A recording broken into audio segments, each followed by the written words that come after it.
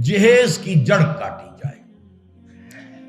اگرچہ میں نے جو عہد لیا تھا، یہ 10 جنوری 1975 کا میرے پاس یہ ایک رقعہ ہے موجود لکھا ہوا۔ ہمارے ایک ساتھی تنظیم کے ہوتے تھے محمد حنیف ورک، ان کی شادی پر میں نے جو خطبہ دیا تھا، پھر میں نے مسجد خضرا میں لوگوں کو کھڑے ہو کر ہاتھ اٹھوا لیے تھے کہ اس کی پابندی کرنی ہوگی، انہوں نے ہاتھ اٹھائے تھے۔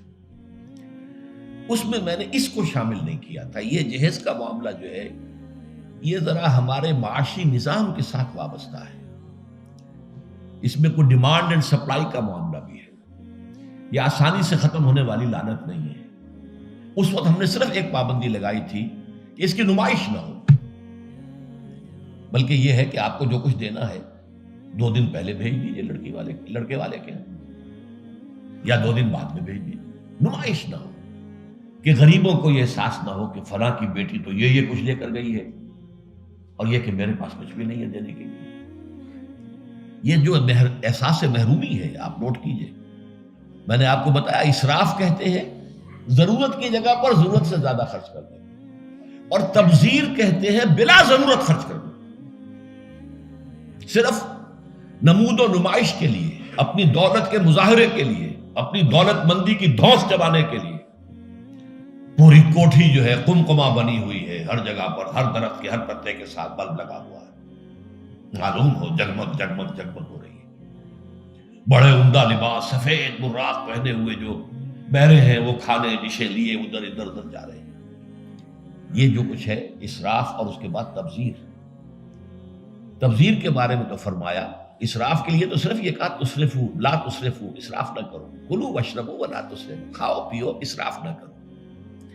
لیکن تبذیر کے بارے میں فرمایا ان المبذرین کانوا اخوان الشیاطین، یہ مبذر جو ہیں یہ تو شیطانوں کے بھائی ہیں۔ کیوں؟ کافی عرصے تک میرا ذہن اس پر اڑا رہا، کیوں تشبیہ دی گئی؟ پھر بات کھلی سورہ مائدہ میں جا کر شراب کی حرمت کے ضمن میں الفاظ آئے، انما یرید الشیطان ان یوقع بینکم العداوۃ والبغضاء فی الخمر والمیسر، یہ شیطان یہ چاہتا ہے مسلمانوں کہ تمہارے اندر آپس میں بغض اور دشمنی پیدا کر دے شراب کے ذریعے اور جوئے کے ذریعے۔ شیطان چاہتا یہی ہے۔ اس شیطان کا حربہ لوگوں کے دلوں کو پھاڑ دینا، کلاس کانشسنس پیدا کر دینا، محرومین اور مترفین کے علیحدہ طبقے ہو جائیں، اور پھر لڑیں گے ٹکرائیں گے پھر۔ اور یہی کام اس میں ہے، جس گھر میں لڑکی کی شادی پر اس طریقے سے پیسہ جو ہے بہایا جا رہا ہے پانی کی طرح، وہاں کوئی شوفر بھی ہے، ان کا ڈرائیور، کوئی پہرے دار بھی ہے، کوئی خانسامہ بھی ہے، اس کی بیٹی بیٹھی ہوئی ہے، بوڑھی ہو رہی ہے، وہ ہاتھ پیلے نہیں کر سکتا۔ اس کے دل کے جذبات کیا ہوں گے اس وقت؟ کیا یہ اور میں بھائی ہیں آپس میں؟ انما المؤمنون اخوۃ، یہ واز کہنے کی بات ہے، یہ سب ڈھکوسلے ہیں۔ انما المؤمنون اخوۃ، یہ ہم بھائی ہیں؟ میری بیٹی بوڑھی ہو رہی ہے، ہاتھ پیلے نہیں کر سکتا، اور ان کے ہاں دولت جو ہے وہ پانی کی طرح بہ رہی ہے۔ یہ دل پھٹ گئے کہ نہیں؟ یہ طبقاتی شعور ابھرا کہ نہیں؟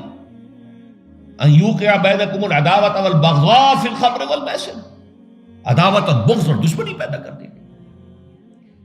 بہرحال 5ویں چیز میں عرض کر رہا تھا، جہیز۔ اس زمن میں چونکہ ایک بہت بڑا مغالطہ ہمارے ہاں لوگوں نے پیدا کر دیا ہے، حضرت فاطمہ رضی اللہ تعالی عنہا کے جہیز کا ذکر کر دیا۔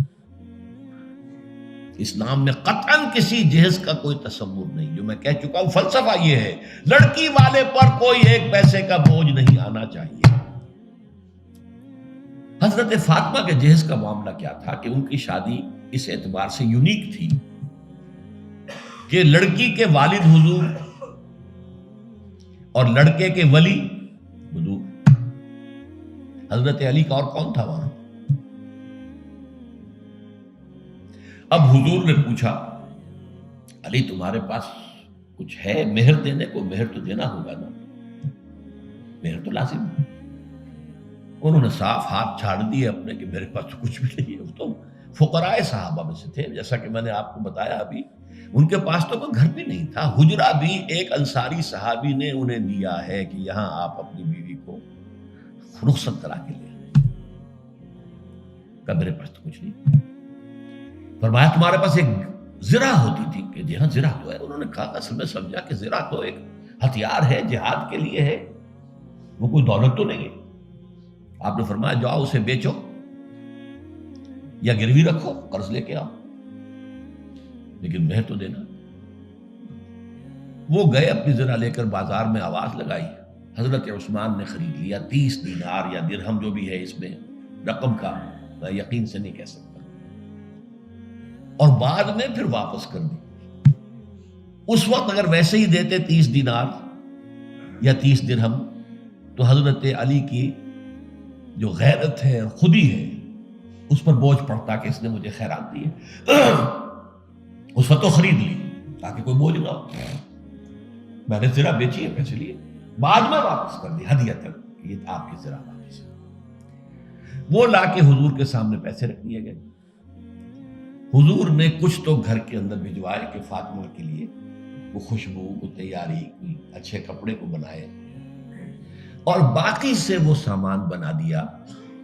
ایک گدا جس میں کھجور کی چھال بنی ہوئی تھی، 2 تکیے کھجور کی چھال کے، ایک مشکیزہ پانی لانے کے لیے کنویں سے، ایک چکی جو یا گندم جو بھی ہوگی پیسنی ہوگی، 1-2 معمولی سے برتن، بس یہ ہے جہیز۔ اور یہ حضرت علی نے جو مہر کی رقم پیش کی تھی اس میں سے حضور نے بنا کر دیا۔ وہ رقم جو ہے حضرت فاطمہ کا حق تھا نا، مہر تو لڑکی کا حق ہے، اسی کے گھر کا سامان بنا دیا۔ اپنے پاس سے حضور نے 1 پیسے کی کوئی شے نہیں لی۔ اس کے لیے یہ بھی دلیل نوٹ کر لیجئے کہ حضور کی اور بھی تو بیٹیوں کی شادی ہوئی کہ نہیں۔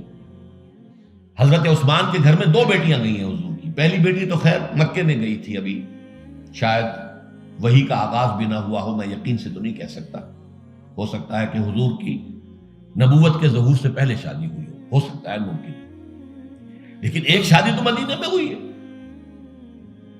اور حضرت عثمان کا گھر بھرا ہوا، ہر شے کا سامان موجود ہے، سامان جگہ موجود ہے، کسی جہیز کا کوئی تذکرہ ملتا ہے؟ تو یہ جہیز نہیں تھا، یہ خالص ہندوانہ تصور ہے۔ اور اس کی وجہ کیا ہے؟ وجہ یہ ہے کہ ہندوؤں میں لڑکی جو ہے، بیٹی جو ہے، وہ وارث نہیں ہے، اسے وراثت میں کوئی حصہ نہیں ملتا، لہذا جب اسے گھر سے رخصت کر رہے ہیں تو وہ دان دہیج، یعنی یہ ایک خیرات ہے جو دے رہے ہیں، لڑکی کا حق کوئی نہیں ہے۔ بلکہ راجپوتوں وغیرہ میں تو ہندوؤں کے اندر آپ کو معلوم ہونا چاہیے، لڑکا بھی صرف بڑا لڑکا وارث ہوتا تھا تاکہ زمین کے ٹکڑے نہ ہوں۔ 10 مربع ہیں تو 10 مربع ہی جائیں گے، چھوٹے بھائی بھی اس کے کمی کاری ہوتے تھے، بس ان کا کوئی حق نہیں۔ یہ اس اپنی فیوڈلزم کو برقرار رکھنے کے لیے، ورنہ 10-12 بچے ہو گئے، تقسیم ہو گیا تو فیوڈلزم تو ختم ہوا۔ پھر ہندوؤں کے ہاں تو یہاں تھا کہ لڑکی کا تو اس کو سوال ہی پیدا نہیں ہوتا کہ اس کا کوئی حق ہو، تو اسلام نے حق دیا ہے، لیکن یہ ہے کہ اس کا حق ہے، باپ فوت ہوگا اس کی وراثت میں سے حصہ اسے ملے گا، مما قل منہ او کثر، چاہے زیادہ ہو چاہے کم ہو، فریضۃ من اللہ، اللہ کی طرف سے فرض ہے، یہ لازم ہے۔ ماں فوت ہوگی، ماں کے اگر کوئی ہے وراثت ہے، اس میں سے بیٹوں کو بھی بیٹی کو بھی حصہ ملے گا۔ لہذا یہ ہندوانہ تصور جو جہیز کا ہے، ویسے تو یہ کہ سرکاری سطح پر تو اگر اس کی کوئی مہم چلے اور محنت ہو اور جدوجہد ہو تو اس کی جڑ کاٹی جا سکتی ہے، لیکن بہرحال ہم نے جو عہد لیا تھا اور جس پر کہ ہم نے پابندی کرائی ہے وہ یہ ہے کہ کم سے کم اس کی نمائش نہ ہو، دکھایا نہ جائے، تاکہ یہ کہ وہ کچھ محرومی کا تصور جو ہے لوگوں کے اندر پیدا نہ ہونے پائے۔